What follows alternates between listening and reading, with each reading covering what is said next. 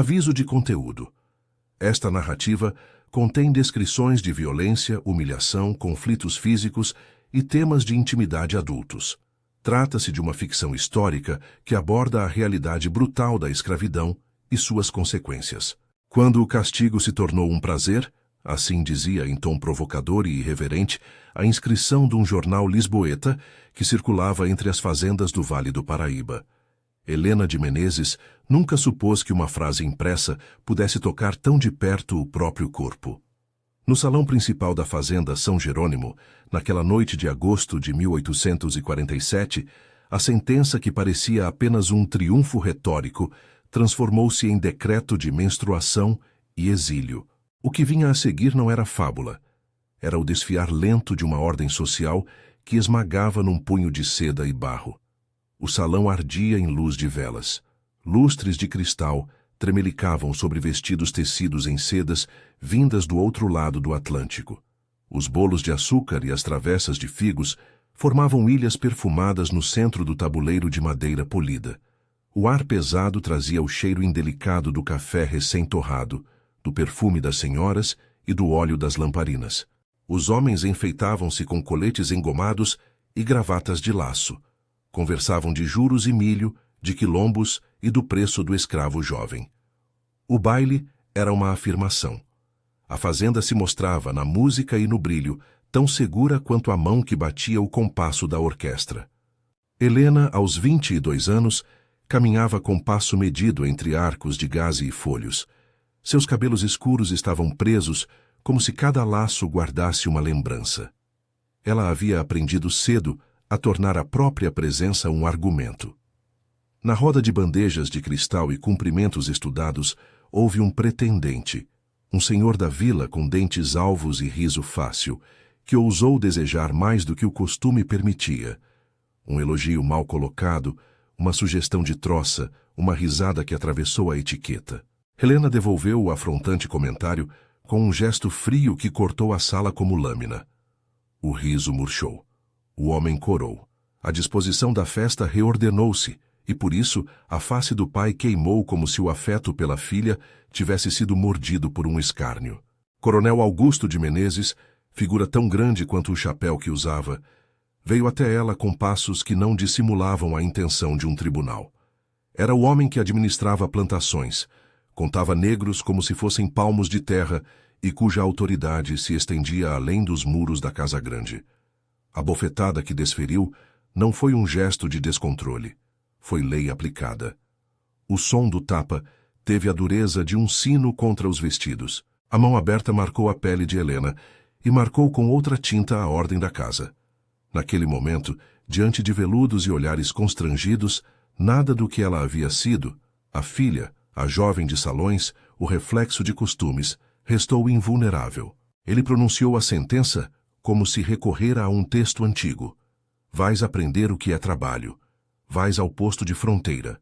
Ficarás sob os olhos de batuque, que te cure o esforço.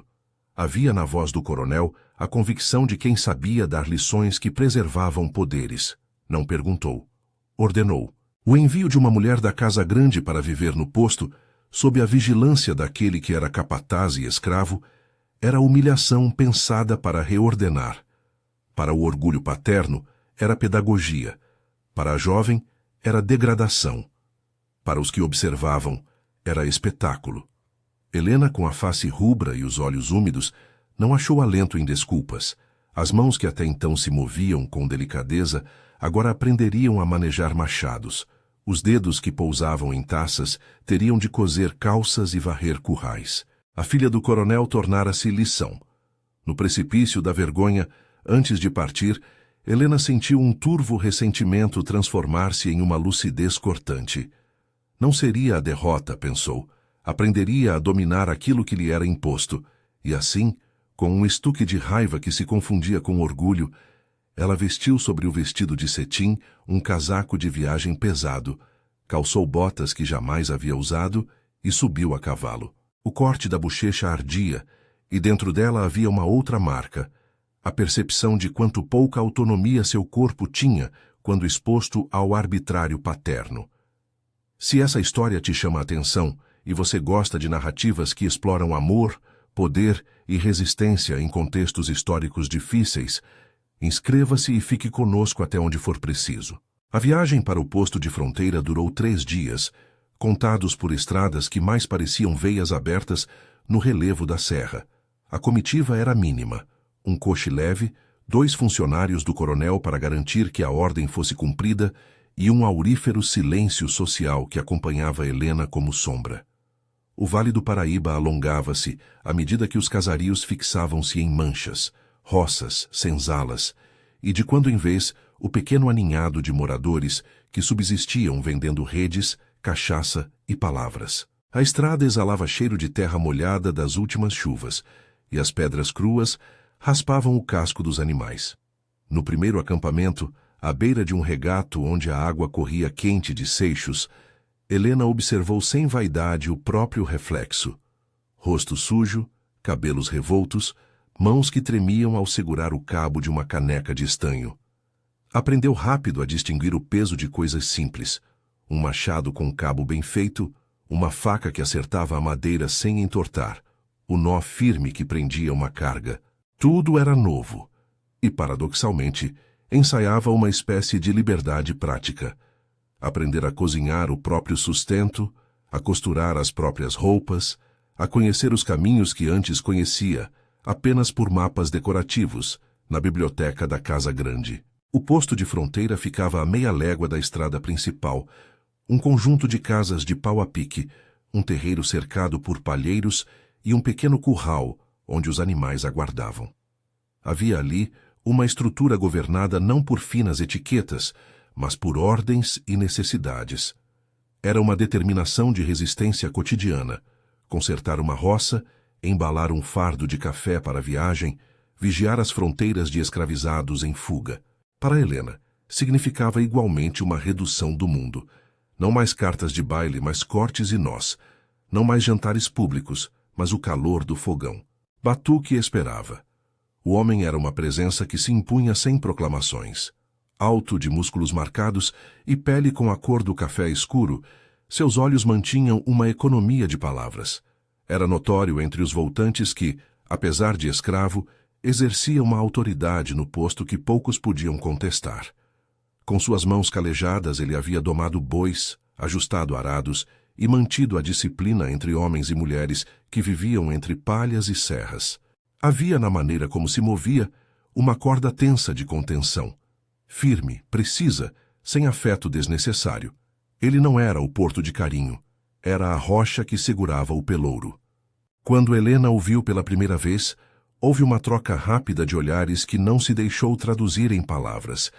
Ele a mediu num instante, e Helena percebeu que aqueles olhos sabiam por leitura de corpos e histórias, reconheciam a espécie de arrogância que dava cor aos filhos do patriarca. Sabiam também que havia ali uma fragilidade branca. Batuque não fez alarde. Aproximou-se com passos longos, perguntou com voz baixa se ela precisava de água e apontou com gesto eficaz onde deveriam repousar suas malas. Não ofereceu consolo, propôs ordenança. Se é verdade que punir podia ser, na visão do coronel, um remédio, então a presença de Batuque não se confundia com a ideia. Ele fora escolhido não por prazer em infligir, mas por capacidade de impor rotina. E o que veio a ser rotina não foi, nas primeiras semanas, nenhum romance idealizado. Foram horas de suor, de pele exposta pelo sol, de mosquitos, de calos crescendo nas palmas das mãos de Helena, até que ela aprendeu a forjar paciência. Batuque, por sua vez, manteve uma distância que não deixava espaço para dó. Ensinou a moça a manejar o cutelo, a defumar uma peça de couro, a ajeitar a rede de varal, sem perguntar suas razões. A dureza daquele cotidiano esculpia em Helena um novo alfabeto. Onde havia antes delicadeza performada, agora havia uma aprendizagem rústica, o jeito correto de tirar um grão ruim do café, a hora certa de tirar o amassado de uma lona, o som que um animal doente faz antes de ceder. Cada lição vinha acompanhada de um silêncio medido. No começo, ela resistia como alguém que se vê jogado em mar revolto, soluçava por dentro, sentia o punho do orgulho apertar a garganta. Com o tempo, a resistência tornou-se disciplina. A disciplina hábito. Batuque assistia à transformação com a mesma neutralidade de quem observa o tempo. Sua história, quando aparecia, vinha como retalhos. Uma infância arrancada nas plantações do Recôncavo, uma meninice moldada a chicotes e correntes, uma compra que o levou às bandas do sul cafeeiro e a anos de labor que esculpiram não só músculos, mas uma ética de sobrevivência.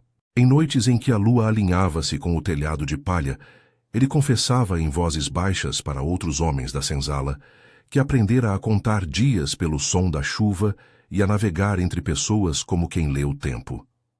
Nunca se considerou herói. Era, antes, uma inteligência prática erguida sobre a necessidade. Havia entre os escravizados do posto um ancestralismo de histórias, cantigas antigas, memórias de terros que falavam de rios e de nomes que haviam sido diluídos. Batuque lembrava, às vezes, de um tempo em que um nome carregava um gesto. Lembrava-se de um menino que correra pelas matas antes de ser tomado por homens que traziam contratos. Esses flashes apareceram poucas vezes, como lâmpadas curtas, e quando surgiam, ensinavam aos demais a respeitar o silêncio do homem. Batuque não se queixava. Estruturava-se. A sua autoridade brotava daí, de uma combinação de sobrevivência e cálculo moral. Helena precisou entender que o poder do capataz não era equiparável ao do coronel. O coronel batia para afirmar posses.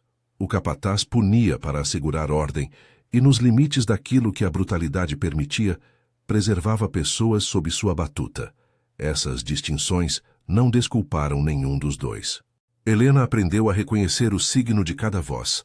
A voz do coronel dura e absoluta. A de Batuque contida e prática. Foi uma diferença que selou o modus vivendi do posto. Os dias passaram. Em silêncio, o corpo de Helena começou a mudar de maneira que nem ela quis avaliar ao princípio. As mãos que antes deslizavam condecoradas por rendas tornaram-se boas na adaga. Sabiam agora medir um pedaço de madeira, talhar corretamente um cabo, ajeitar uma corda de forma que não escapasse durante o transporte de sacas. À noite, sentia um cansaço novo, um peso nos olhos que não era simplesmente raiva. Havia também pequenas vitórias que se prendiam como ossos curados. Uma panela que não queimou, um arame posto no lugar certo, um porco debicando alegremente no chiqueiro. Essas vitórias eram humildes, porém, alimentavam um orgulho distinto daquele que lhe dera origem. As obrigações do posto, contudo, mantinham o fio da violência sempre à vista. Castigos disciplinados, palmadas em fugitivos recapturados, o som de uma chibata estalando numa clareira quando a desobediência ameaçava a ordem. Helena via aquilo com horror e, ao mesmo tempo, com uma distância que a mantinha intacta. Compreendia que julgamentos eram fluxos sociais cuja energia vinha de mãos que seguravam o poder. Ela, entretanto, começara a perceber algo mais perigoso que humilhação: a sensação de consequente reconhecimento. Ao tornar-se útil em tarefas que antes não imaginara, notou nos olhares de alguns trabalhadores uma espécie de aprovação que não tinha relação com gentilezas paternas, mas com competência. Batuque, por seu turno, encontrou na presença de Helena um problema que não se resumia a ordens. Não era indiferença passiva, era análise. Ele repassava mentalmente os custos de qualquer ligação que surgisse entre eles. Um envolvimento humano em seu mundo acendia riscos. Para Helena, que era herdeira de privilégios, o preço da escolha poderia ser a morte. Para Batuque, criar afetos significava muitas vezes perder o resto que guardava bem trancado, para não ser despedaçado, para não ceder às armadilhas do possível. Ainda assim, havia gestos que se desprendiam da lógica do cálculo. Pequenas ajudas sem público, um trapo a menos para estancar uma dor, um copo de água dado na hora exata. Esses gestos alteravam a matéria da convivência. Numa noite de ventos quentes, quando a lua pouco iluminava a copa das árvores, Helena acordou com um ruído de animais. A porta do alojamento batia ao vento. As redes batiam como se fossem mãos procurando abrigo. Batuque bateu a porta com calma, não para conferir falhas, mas para informar que uma tempestade vinha. As nuvens que se formavam no oeste acumulavam-se como pregões de chumbo. Ele falou com a voz baixa, prática. Tem lona no galpão. Vem comigo. No gesto não havia condescendência, só logística. E ela foi. Sob a lona rasgada e o crepitar distante do céu, Batuque acendeu um pequeno fogo e ofereceu-lhe um pedaço de pão que guardava no bolso. Era comida modesta, mas quando Helena o aceitou, um movimento simples mudou o clima entre ambos. Não foi amor, tampouco paixão ruidosa, foi um reconhecimento mudo de humanidade. Ele a observou sem desejo imediato, e ela, por sua vez, notou que seus olhos carregavam histórias que não pediam vingança, apenas memória. A proximidade foi medida e serena. Eles trocaram poucas palavras, instruções sobre como acomodar as lonas, sobre o cuidado do fogo e os passos a dar caso o vento apertasse. Cada ato, porém, tinha um significado. No toque para ajustar uma corda, no gesto de segurar a mão dela para apoiar no barro escorregadio, havia uma diferença sutil entre ordem e cuidado. Helena sentiu pela primeira vez desde a bofetada que o corpo que era objeto de punição também podia ser reconhecido em sua força. Não se tratava de que o castigo se tornasse prazer. Tratava-se de que aquilo que restara dela, a fome de se reerguer, encontrara um espelho. Na manhã seguinte, o céu limpo trouxe consigo uma espécie de rotina renovada. Batuque não se tornara menos severo, tampouco Helena menos sábia. Mas havia uma alteração que corria como vaso subterrâneo entre ambos. Havia um respeito tácito nas pequenas trocas. Para Helena, era o começo de uma autodeterminação que nenhuma bofetada poderia arrancar. Para Batuque, era a confirmação de que a situação exigiria cautela. Ainda havia o coronel, os capangas e a lei que protegia a propriedade sobre corpos. O sentimento, se era sentimento, que nascia entre os dois não escapava de ser analisado como risco. Enquanto isso, a fazenda continuava a girar sob a lógica que havia originado tudo. O coronel mantinha cartas trocadas com outros proprietários, discutia preços e mercados e enviava ordens. Seu castelo de poder não perdoava desvios. Na vila, o bulício dos jornaleiros e o cotovelo dos moradores traduziam boatos. Helena fora enviada para o posto, diziam, para que o pai lhe desse um remédio. O comentário era riso e culpa. Alguns viam a punição como justa para uma jovem de espírito livre, outros tremiam ao recordar que ninguém estava seguro do peso da mão do patriarca. Entre os escravizados no terreiro, havia também comentários mais profundos. Alguns viam na queda de Helena um ato simbólico. Até o pedestal dos de cima poderia rachar. Outros viam apenas um reflexo de como os senhores gostavam de ensinar lições. A vida no posto, contudo, continuava, e o costume agir com sua própria voz. Havia trabalhos a cumprir, bois a arrear e uma pequena, mas resistente economia que garantia pouco e exigia muito. Helena aprendeu a utilizar as noites para pensamentos que outrora teriam sido banidos pelas risadas de salão. Ela trouxe consigo memórias de infância, as tardes em que sua mãe a levava até a varanda, os concertos de renda feitos por damas que disseram verdades em voz baixa, as revanches de olhar com rapazes que se sentiam donos do apelido. Essas lembranças tornavam-se matéria-prima para um novo tipo de rebeldia. Em silêncio, ela arquitetava um modo de ficar de pé, não pelo padre nem pela lei, mas por si. Por sua parte, Batuque costurava suas memórias em pedaços. Lembrava às vezes de um episódio há muito enterrado. Quando criança, fora separado de uma irmã que chorou até perder a voz. Lembrava de uma mãe que ensinara a curar feridas com folha de chá e conversar com plantas. Essas memórias vinham acompanhadas por um ceticismo acurado sobre afetos fáceis, mas também por uma ternura que ele não mostrava como quem esconde joias. Essa ternura apareceu numa ocasião simples, quando Helena perdeu um par de botas, e vendo-a caminhar descalça, ele foi ao celeiro e trouxe-lhe um par remendado. Não era gesto que buscasse recompensa, era cuidado. A tensão, no entanto, não cessou. O que havia começado apenas como um remendo de relações intersubjetivas ia se enredando com pressões externas.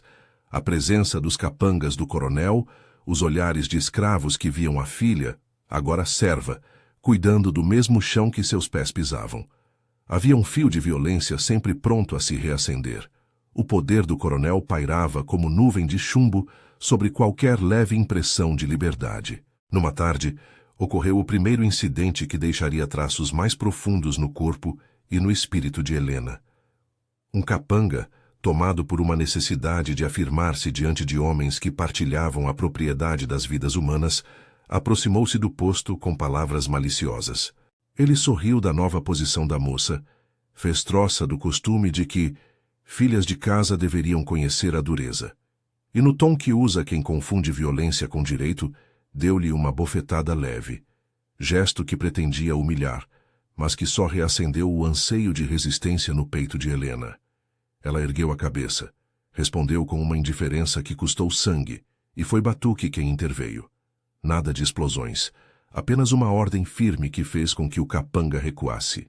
A autoridade de Batuque, nesse instante, teve a dimensão de um escudo. Não foi um cavalo de honra oferecido pela tragédia, foi a simples defesa de alguém que não podia permitir que a chacota atravessasse aquilo que mantinha sob sua proteção operacional. O episódio deixou claro para Helena que entre o castigo e o afeto havia um espaço onde se podia construir autonomia. Se o castigo do pai havia sido violência para impor obediência, a intervenção de Batuque constituíra a proteção que respeitava as margens de escolha de Helena. Foi um momento limiar, uma linha que separava o método de governo do coronel, humilhante e público, dos cuidados de um homem que, ainda no contexto do que era permitido para ele, sabia colocar limites. À medida que as semanas se somavam, Helena começou a notar pequenas transformações, no modo como olhava para si mesma e para os outros. Acordava com as primeiras luzes e, ao inclinar-se sobre as chamas do fogão, sentia a pele do rosto mais firme, a coluna mais reta. Não era que o posto a transformasse numa mulher dura, era que lhe dava instrumentos de sobrevivência que ninguém, antes, considerara caber em seu destino.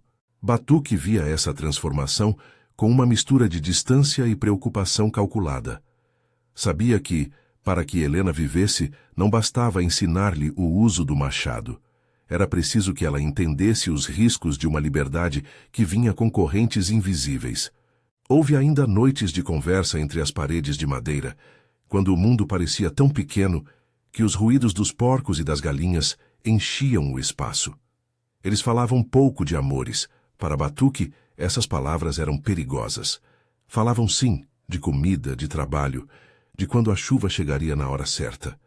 As confidências eram medidas, e quando Helena por vezes traía uma curiosidade sobre as origens do homem que a comandava, ele respondia com fragmentos que brilhavam como fósforos.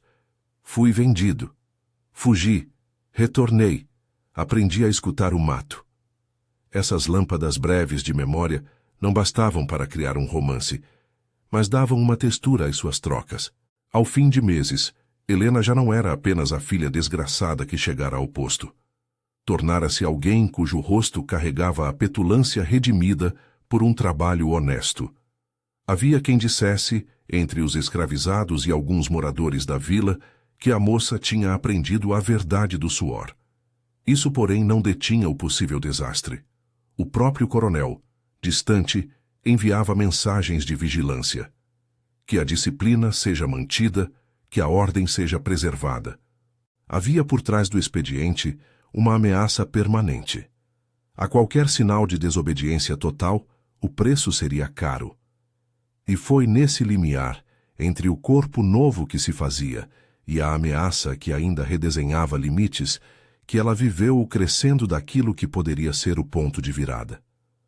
Uma tempestade que rompia em ruídos fortes havia de vir já anunciante, com outras ordens de risco, a necessidade de escolher, de medir afetos e preservar uma possibilidade de futuro que não passasse pela posse de um homem. Os dias, então, comprimiram-se num trabalho contínuo e num desejo velado de que a tempestade não trouxesse apenas destruição, mas também uma clareza, se a vida permitiria a Helena costurar por si só um destino que não fosse o produto da bofetada do pai. E Batuque, esse homem que nascera na dureza e aprendera a dosar a própria humanidade, seguiria a observar, como sempre observara, calculando, medindo, por vezes cedendo ao gesto de um cuidado que não exigia retorno. Quando a primeira chuva chegou, poucos souberam ainda que ela anunciava algo mais que molha. Era o fragor que precederia a mudança. Sob as lonas e dentro do terreiro, entre o cheiro da terra e a fumaça dos fornos, alguém pensou pela primeira vez que um castigo imposto poderia, paradoxalmente, ser o catalisador para uma escolha que nasceria livre, não coagida. Não era o castigo que virara prazer. Era a escolha que florescia depois do castigo, quando os dois corpos, o da filha e o do capataz, aprenderam a trocar proteção e respeito em vez de ordens e punições. E na inquietação que se seguiu, o futuro os aguardava com suas margens. O perigo de quem ama num mundo que ainda vende corpos e a promessa de um nome que poderia, um dia, ser lembrado com honra. A chuva não foi somente água. Foi um idioma antigo que voltou a ensinar a todos a linguagem do corpo e do medo. Nas lonas, os pingos rimaram com os passos do mundo lá fora, e no pequeno abrigo do posto, Helena e Batuque descobriram que o mesmo céu que trazia fragor também abria portas para decisões que não tinham volta. Naquela noite, quando o vento fez as paredes rangerem, houve um instante em que os dois ficaram frente a frente, molhados de barro e cansaço. Não foi um encontro ensaiado. Foi o encontro de quem, por meses, vinha trocando gestos e cuidados, o pão repartido sem palavras, a mão que segurava a porta para ela não escorregar, a fala sussurrada antes de um turno pesado. Batuque estendeu a mão, hesitou. Não hesitou por indecisão, mas porque carregava em cada gesto o cálculo de um homem que sabia quanto custava confiar. Helena, com a face ainda marcada pelo sopro frio da tempestade, tocou-lhe os dedos. O toque não pediu nada além de presença.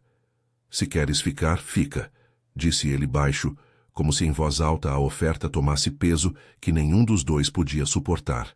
Se não, parte. Não te obrigo. Helena sorriu num jeito que era mistura de trepidação e alívio. Quero ficar, respondeu, e nenhuma palavra precisou transformar-se em lei. O consentimento surgiu ali, simples e claro, porque a escolha fora dada e aceita sem pressões. Aquela noite abriu um território. Não era a consumação de um castigo, tampouco o final da humilhação do salão. Era o começo de um acordo entre dois corpos que reconheciam força um no outro. O primeiro beijo veio como chuva fina sobre o rosto, não vulgar nem desenfreado, mas contido numa sequência de pequenas confirmações. O susto, a aproximação, a aceitação do toque. Helena fechou os olhos e deixou que a boca de Batuque, mais dura pela vida, encontrasse a sua. Não houve brilho teatral, apenas o calor de quem encontra abrigo. Depois, por um tempo que não se mede em minutos, os dois permaneceram próximos, sentidos e recolhidos. O mundo inteiro do posto entrou ali, via fome e vento, mas também via uma trégua que nos dois foi tomada por certo respeito. Dali a relação cresceu com dificuldades e ternuras. Não foi um conto de facilidade. Foram anos de trocas que teceram uma companheirismo resistente. Helena aprendendo a levantar cedo sem ressentimento, Batuque cedendo na noite para acender um fogo quando ela tremia. As palavras de afeto vieram como tesouros poéticos, pequenas declarações, um lembrete de que ficariam um ao lado do outro naquela luta contínua. Muitas vezes, a carícia era invisível. Um cobertor estendido discretamente, um saco de farinha partilhado. Meses passaram e as estações se sucederam. A moça cresceu em colo de trabalho e de afetos, e em pouco tempo, algo mais começou a anunciar-se. Primeiro foi uma indisposição, náuseas pela manhã, uma fraqueza que Helena atribuiu ao novo ritmo do corpo. Depois, um atraso que nem o orgulho conseguiu disfarçar. Um dia, sentada à sombra de uma paineira, Helena finalmente ouviu a resposta que transformaria a direção de seus dias. Uma certeza, dita com a voz trêmula, que era ao mesmo tempo medo e alegria. Estou grávida, sussurrou. Batuque a observou por um longo momento. Não foi surpresa estridente nem euforia desmedida. Foi uma série de pensamentos rápidos que passaram pelos olhos do homem. Os riscos, a responsabilidade, a necessidade de proteger. Depois, ajeitou os ombros e tomou a decisão que sempre tomou diante das coisas essenciais. Agiu. A gente vai ter de pensar com cuidado, disse ele prático, mas não te deixarei sozinha. Elas conversaram. Helena com emoção contida, Batuque com cálculo. A gravidez complicava tudo, tornava perigos mais visíveis, tornava qualquer plano de fuga urgente. Eles sabiam que um filho nascido sem corte de liberdade teria dupla desvantagem. A mãe vinda de casa grande, agora em condição exilada, e a paternidade de um homem que, por lei e costume, era propriedade. E ainda assim, a vida insistia em nascer. Com a barriga crescendo, as conversas voltaram-se para uma palavra que antes surgia como possibilidade remota. Fuga. Ela não era fantasia, era necessidade. Permanecer no posto significava sujeição contínua às ordens do coronel, risco de retaliação, de violência com fins de disciplina. Ir-se embora abria a possibilidade de um novo começo, talhado na incerteza da mata e na solidariedade de outras comunidades. Os planos começaram com cautela. Primeiro, discretas investidas para sondar rotas, trilhas que cruzavam a mata pelos fundos, atalhos usados por tropeiros, pequenas pistas sobre quilombos que aceitavam fugidos e que estavam dispostos a ajudar em troca de serviços. Batuque, por anos atendo nas rotas e nas conversas que os viajantes levavam, sabia mais sobre caminhos e olhos do que qualquer carta. Entre conversas breves com alguns homens mais confiáveis do posto, pessoas que reconheciam nele autoridade e probidade, foram surgindo soluções. Alguns desses homens viriam a ser peças decisivas, um jovem que cuidava de arreios, um cozinheiro que tinha parentes entre tropeiros, e Zé da Onça, um andarilho que vinha à vila trazendo notícias e que, com suas sinuosidades, sabia guardar segredos. Além dos serviços informais vinha a promessa, descida e perigosa, de aliados externos.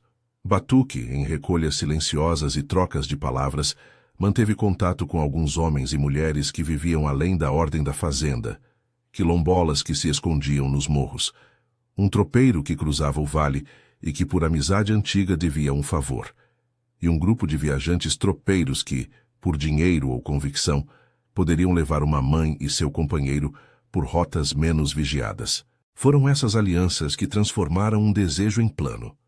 Mas a vida no posto não perdoava deslizes grandes. Havia olhares corrosivos, rumores no rastro de vento. O coronel não era homem que aceitasse sem reação qualquer ruptura de disciplina e ainda mantinha informantes por perto. Às vezes havia visitas que trocavam mensagens codificadas. Outras, homens de ar sombrio, passavam na estrada perguntando por pessoas faltosas. A tensão, como corda de rede, apertava. A preparação envolveu tarefas pequenas, quase infantis que tinham o peso de uma bomba. Preparar sacos de farinha que não chamassem atenção, remendar roupas para que parecessem de viajante, esconder documentos, cartas e papéis que pudessem provar a legitimidade de um nome, um recibo, qualquer coisa que se prendesse ao passado e que eventualmente sustentasse a fisionomia de uma nova vida. Batuque, com sua mão firme, guardou uma pequena trouxa de valores simbólicos. Um colar simples que havia pertencido à sua mãe, uma pequena faca de cabo bem aparado e, sobretudo, um caderno onde, com letras tortas, rabiscava trajetos e nomes de pessoas de confiança. Helena, por sua vez, aprendeu a ser sigilosa com a mesma determinação com que aprendera a manejar um machado. Ela passou a escrever bilhetes curtos que escondia nos tecidos de roupa, a fingir tosse quando estranhos se aproximavam, a escutar barulhos da janela como se fossem sinos. Havia também cuidado com o ventre, tentar manter a gravidez sem exposição. Em noites longas, encostada no lado oposto da rede, ela repetia a si mesma a mesma oração que nunca havia feito em alta voz, uma súplica por prudência. Houve uma noite em que tudo quase desandou. Um capanga novo, recém-contratado pelo coronel e faminto por mostrar-se leal, começou a perguntar demais. Riu com gosto diante da mulher grávida, insinuou-se, e foi na expressão de desprezo que Helena compreendeu que a paciência havia de se transformar em ação. Batuque ouviu as troças e interferiu com a firmeza de sempre. Não houve hostilidade desnecessária, apenas a certeza clara de que ali não se toleraria a afronta. O capanga recuou, mas o episódio deixou uma marca. A fuga não podia mais ser adiada. Quando a decisão ficou tomada, foi preciso hasteá-la numa noite em que o luar seria raro e o céu cúmplice. Batuque combinou com os seus. O tropeiro chamado Manuel passaria pelo caminho a uma hora combinada. Dona Rosa, líder de um quilombo nas bandas do Rio, aceitara receber a mulher e o homem durante o primeiro trecho, e Zé da Onça, figura de auxílio na vila, prometera cobrir as notícias iniciais para que não houvesse corridas precipitais. Era uma rede arriscada, mas era a única. Na madrugada em que partiram, a terra cheirou a possibilidade. Helena, com a barriga ainda discreta, enrolou sob as roupas as poucas coisas que valiam: uma punhadinho de farinha, algumas trocas de roupa e um papel, um antigo bilhete, escrito com a caligrafia da mãe já morta, que dizia algo sobre força e sobre olhos que não deviam se curvar. Batuque a observou, e com a ternura de quem entende promessas maiores do que si, tocou-lhe o rosto como quem abençoa. A travessia começou por caminhos que Batuque conhecia como palma da mão. Seguiram a sombra, evitavam as trilhas principais, cruzavam riachos em locais que as mulas costumavam ignorar. A mata, nessa primeira etapa, foi aliança e ameaça. Escondia o perigo dos homens, mas também protegia quem sabia ler seu ritmo. Entraram em bosques de copa fechada, passaram por pastagens abandonadas, subiram por trilhas onde o mínimo ruído podia chamar a guarda. Houve percalços. Um boi assustado que derrubou o pequeno trenó. Uma chuva miúda que transformou a lama em cola. Noites em que os mosquitos devoravam a pele. Em uma dessas noites, quando a lua sumiu atrás de nuvens espessas, Helena teve contrações leves.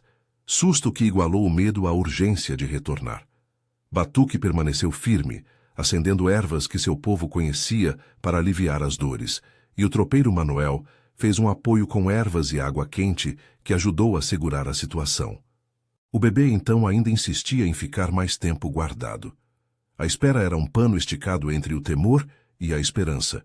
As notícias, contudo, também corriam. O coronel, quando notou que Helena havia desaparecido, não acreditou no sumiço sem mais. Houve a primeira busca seguida de outra, até que a costumeira teia de homens organizados, capitães de mato, carreteiros e capangas, começou a ser acionada. A caçada à moça do senhor era tão lógica quanto cruel. O preço de qualquer fuga era a força bruta e o espetáculo de restabelecer a autoridade. Batuque sabia o que vinha, uma tempestade de homens com lanternas, cães e ordens de captura. Era impossível imaginar que a perseguição não terminaria sem sangue. Ainda assim, havia caminhos e amigos. Eles dois, com o pequeno grupo que os acompanhava, romperam as primeiras cercas e chegaram depois de dias de marcha e de noites de medo quase contínuo ao quilombo de Dona Rosa. Ali, numa aldeia de cabanas e festas silenciadas, encontraram abrigo. As mulheres do quilombo cuidaram do ventre de Helena com ervas e banhos de vapor que pareciam tão antigos quanto as primeiras histórias de fuga. Os homens do quilombo, por sua vez, mapearam rotas menos óbvias e trocaram mantimentos por serviços.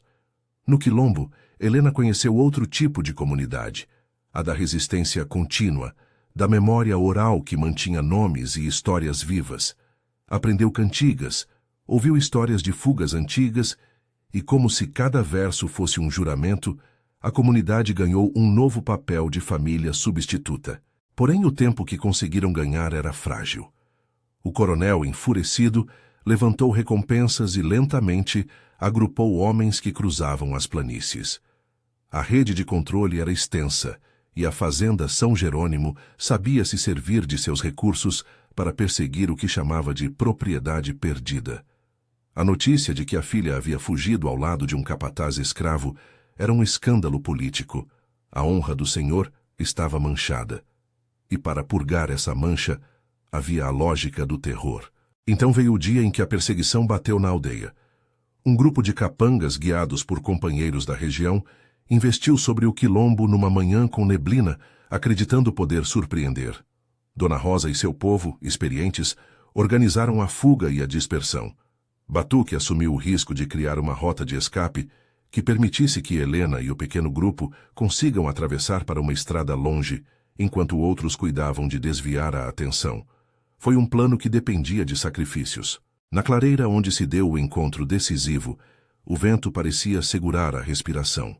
Batuque, antigo da sobrevivência, entendeu que a luta pela liberdade daquele pedaço de terra exigia o que ele sempre tentara evitar: o derramamento direto de sangue como fator de distração. Ele organizou uma defesa que se baseava em resistência e em criar tempo. Chamou homens do quilombo, ordenou retirada de estacas, montou armadilhas simples com a madeira do chão. O objetivo era claro: garantir que Helena e os demais cruzassem o rio e sumissem rumo à estrada onde os tropeiros esperavam. O combate foi curto e brutal. Homens com pistolas e espingardas abriram fogo, buscando forçar a entrega. Batuque correu à frente como se fosse um navio de aço, guiando e abrindo rotas, enfrentando capangas com a fúria de quem protege aqueles que ama. A luta foi desigual. Havia armas e homens, e havia a resistência da mata. Em um momento, uma bala aconteceu num ponto onde a pele é menos tolerante. Batuque tombou, e pelas mãos que o seguraram havia sangue e pedras. Ele ergueu-se, ajudou a empurrar Helena por entre cascalhos, e com o pouco de fôlego que restava, gritou ordens para que seguissem. "Vai, não olhes para trás!" Foram suas últimas ordens proferidas com a voz que havia comandado os trabalhos do posto. E Helena, aturdida pela loucura do que via, viu nele não apenas o capataz que lhe ensinara a preencher o tempo com trabalho, mas o homem que dera sua vida para que a criança que crescia sob seu coração tivesse algum fôlego de futuro. Quando finalmente Helena cruzou o rio com grupos que a protegiam e obteve a segurança provisória dos tropeiros, Batuque já estava no chão. Seus olhos encontraram os dela por um breve instante, e naquela brevidade nada precisou ser dito. A expressão dele tinha, ao mesmo tempo, um peso de despedida e de leveza. Ele sabia que havia cumprido o pacto. Entre ruídos de tiros e o grito dos homens, a imagem de Batuque seguro no chão, sorrindo com uma fisionomia de paz, gravou-se como um mármore na memória dela. A notícia da morte correu como pólvora pelo vale. O coronel, ao receber a confirmação, mandou sinos e bandeiras de vitória. Para a vila, era fechamento de honra. Mas para Helena e para aqueles que haviam seguido o caminho até a liberdade, a morte de Batuque foi ferida que abriria feridas e curaria a necessidade de transformar dor em memória. Ela chorou como se todo o corpo tivesse nascido de novo para sentir a ausência. O choro não era somente lamento, mas promessa silenciosa de que a criança teria um nome e um futuro. Eles foram muitos que ajudaram Helena nos dias seguintes. Dona Rosa e as mulheres do quilombo acompanharam o nascimento do menino. O parto foi duro e cercado por uma espécie de solidariedade sagrada. A criança nasceu sem saber que seu primeiro suspiro correspondia a uma cadeia de sacrifícios. Helena o segurou frágil e pugilante, e a cachoeira de lágrimas transformou o rosto dela em mapas de dor e esperança. Ao bebê foi dado o nome Miguel, nome escolhido por Batuque em uma das conversas nos dias em que ainda planejaram a fuga. "Se for menino, chama Miguel", falara ele, "um nome que caberá em poucas línguas e em muitos passos." Helena carregou esse nome como se fosse um enfeite de guerra e um estandarte para o futuro. Nos anos que se seguiram, Helena e Miguel, com a ajuda de várias mãos amigas, construíram uma vida precária, mas digna. Estabeleceram-se em uma vila difícil de localizar pelas rotas oficiais. O nome da mãe foi apagado pelo rumor para preservar a criança. Ela trabalhava com costura e pequenas lavouras, vendia peças na feira e fazia contas com o suor que havia aprendido no posto. Miguel cresceu com a música dos quilombos e a dureza de faces que conheciam a injustiça. Sua infância foi marcada por histórias que lhe chegavam como lendas. O nome de Batuque circulava entre os anciãos como um fecho de honra. As mulheres que o haviam amparado contavam aos netos sobre o homem que havia aberto caminho. Helena manteve entre os papéis escondidos o caderno de Batuque, a faca de cabo aparado e o colar que ele trazera. De vez em quando Miguel dormia, ela tirava o caderno e lia as rotas, as letras trêmulas e os desenhos de mapas que o homem fizera. Era, para ela, um modo de preservá-lo. O homem que haviam chamado de capataz passava a existir também como aquele que deixara um pequeno legado escrito. Miguel cresceu algo mais curioso do que a maioria. Aprendera com Helena a importância do nome e da letra. Desde cedo, ela o incentivou a ler os poucos livros que um professor ambulante deixava por alguns dias na vila. Lia passagens de leis, noticiários e panfletos que começavam a falar de ideias que, no futuro, se tornariam centrais nas lutas pelos direitos dos libertos. A educação foi um trabalho de persistência. Ganhar materiais, pagar um professor às vezes com costuras ou com pequenas tarefas, tudo para que Miguel pudesse entender o mundo em palavras e não apenas em golpes. A formação de Miguel como advogado foi lenta e tortuosa. Ele saiu da vila aos 16 anos com bolsa de aprendizado em casa de um padre que ensinava latim e aritmética. Foi trabalhando para pagar o intercâmbio que o levaria à corte desconhecida, tomando conta de livros e copiando diplomas. Cada etapa trouxe o peso do preconceito. Portas se fechavam por causa da cor da pele ou por causa do passado de mãe. Mas Miguel tinha nas linhas da pele uma razão a mais para não ceder. O nome de Batuque, esse homem que sua mãe descrevia em poucas palavras, era um fio que o impulsionava a procurar justiça. Anos depois, já formado e com língua afiada, Miguel voltou à vila como defensor dos libertos e como alguém que trazia consigo a urgência de mudar leis e mentes. Sua retórica era firme, embasava-se em códigos e nos casos que trouxe como provas: registros de trabalho, testemunhos de intimidações, contratos que mostravam a apropriação de corpos como mercadoria. Em tribunal, muitas vezes, suas palavras chocavam juízes que não estavam acostumados a ouvir a voz dos que antes haviam sido considerados propriedade. Miguel, entretanto, não passou a tratar os adversários com ódio. Tratava-os com a precisão de quem acusa. Denunciava a estrutura que mantinha a vergonha escondida. Enquanto isso, Helena envelhecia em face e em sabedoria. A dor do passado nunca se apagou, mas houve uma curva que transformou a dor em combustível para educar e proteger. Ela cuidou de Miguel com a mesma resistência que aprendera a forjar num machado. Contava-lhe em voz baixa histórias de Batuque. Não as mitificava, mas recontava gestos, ordens, uma espécie de gentileza prática que o homem sempre tivera. Ele deu a vida por nós, dizia ela. E não queremos que isso seja só uma lembrança de dor. Queremos que seja base de memória e de ação. No cotidiano, Helena fez questão de preservar o nome de Batuque com pequenos ritos, uma vela acesa no dia do aniversário do homem, um pão repartido entre vizinhos, a gravação de um nome em uma tábua que pendurou na parede da sua casa. Nada ostentoso. Esses rituais eram de intimidade, não de monumento. Ainda assim, para Miguel, o nome era uma bandeira. Com o passar das décadas, as mudanças no país começaram a se agravar. O debate sobre a escravidão ganhou contornos mais amplos e as ideias abolicionistas circularam com maior força por jornais e círculos urbanos. Miguel se tornou presença frequente em reuniões, escrevia artigos, representava libertos em audiências e, mais que tudo, lembrava as pessoas de que os nomes que eram aceitáveis na sociedade daquela época não bastavam para apagar o preço pago por tantos. Em seus discursos, ele mencionava não só argumentos jurídicos, mas o rosto de Batuque, a mão que tocara a sua mãe, as pegadas na lama que a história teimava em cobrir. Quando 1888 chegou e a Lei Áurea foi assinada, houve festa e lágrimas pelo país. Para Helena, a abolição foi um acontecimento de ambivalências, alegria por um direito tardio e tristeza por tantos que não viveram até a ocasião. Em suas orações e memórias, agradecia por ter visto o país dar um passo, mas lembrava, sempre, daqueles cujos nomes sequer seriam lembrados. Miguel, enquanto advogado, trabalhou para assegurar que a lei se tornasse operativa, que pessoas recebam reconhecimento e que documentos que antes haviam sido inúteis servissem para reivindicar terras ou reparações, ainda que rudimentares. Helena viveu até 1890.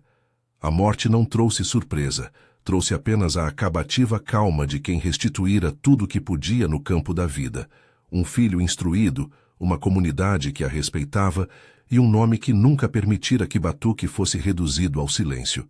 No leito final, envolta em panos simples, ela segurou a mão de Miguel e pediu que o nome de Batuque não fosse esquecido. Faze com que as pessoas o encontrem, murmurou, e o filho prometeu. Depois da morte de Helena, Miguel passou a lutar não só no foro, mas nas pequenas festas de memória, reuniões em que se contavam as histórias dos que haviam sido apagados. Pediu para erigir uma lápide simples em um lugar que pudesse ser encontrado por aqueles que quisessem prestar homenagem.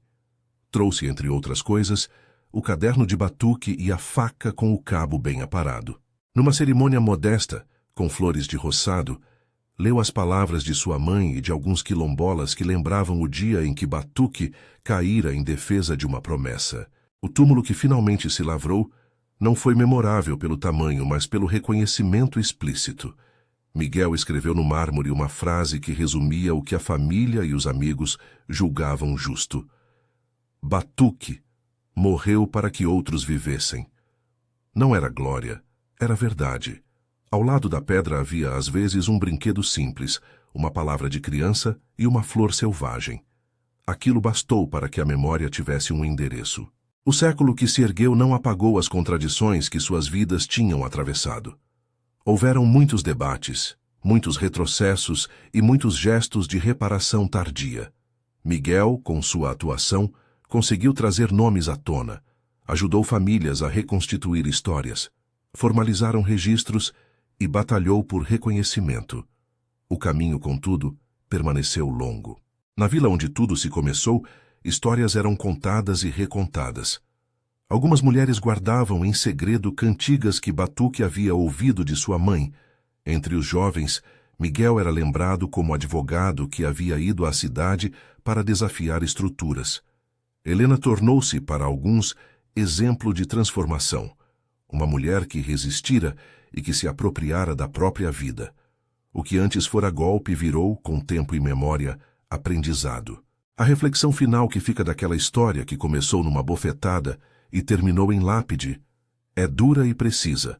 O castigo do título, a ideia de que uma punição poderia transformar-se em prazer, era, na verdade, uma provocação. O que se desenrolou na vida de Helena e Batuque não foi a glorificação da violência. Foi a revelação de que a violência, quando imposta, pode ser subvertida por escolhas e afetos que emergem na margem do poder. A noite em que o toque se tornou escolha, não anulou o tapa do coronel. Antes fez dele mostra do que não se deve repetir. O prazer que o título evocava é substituído assim por algo mais complexo. A sensação de reconhecimento, de reciprocidade e de decisão livre, frutos caros conquistados sobre uma história de dor. As narrativas públicas, por sua vez, sempre tentam simplificar. E talvez por isso seja necessário insistir.